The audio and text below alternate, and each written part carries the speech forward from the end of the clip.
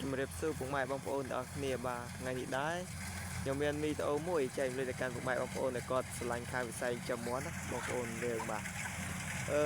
គាត់ចំមាន់លក្ខណៈប្រឡែងបែបនេះបងប្អូនអញ្ចឹងការចិញ្ចឹមមាន់ប្រឡែងបែបនេះអញ្ចឹងបងប្អូនទី1បងប្អូនត្រូវរើសទីតាំងឲ្យបានល្អបាទអញ្ចឹងទីតាំងហ្នឹងគឺទីតាំងមិនអញ្ចឹងទីតាំងដែលបងប្អូនរើសហ្នឹងគឺ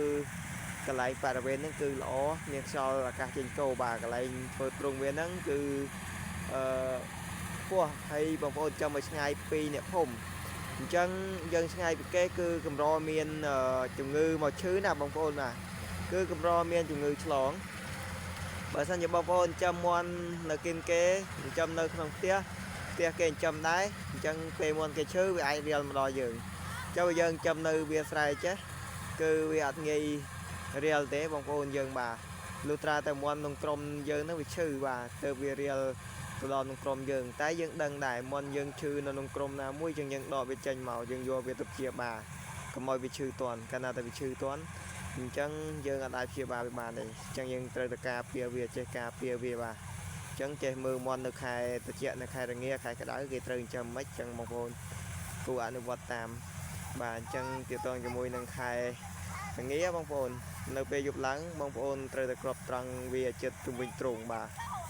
នៅពេលថ្ងៃឡើងបងប្អូនបើកតង់វាឡើងមកលើវិញមកអញ្ចឹងបើកតង់ឡើងមកលើវិញមកដើម្បីឲ្យវាមើលមាន់នៅក្នុងទ្រុងហ្នឹងកុំឲ្យវាឈួលកាលណាវាឈួលវាឈឺហើយបាទអញ្ចឹងបងប្អូននៅខេត្តជាបងប្អូនគ្របវាចិត្តឲ្យមានខ្យល់នៅពេលយប់ឲ្យមានខ្យល់ចូលសោះអញ្ចឹងកាលណាបងប្អូនធ្វើអញ្ចឹងរាល់យប់បាទគឺមកបងប្អូនមិនងាយនឹងជួបបញ្ហាឈឺទេបងប្អូនបាទបងប្អូនថ្មីក៏ដោយចាប់ផ្ដើមចិញ្ចឹមភ្លាមគឺជោគជ័យតែម្ដងបាទបងប្អូនថែទាំវាបើសិនជាបងប្អូនអត់មាន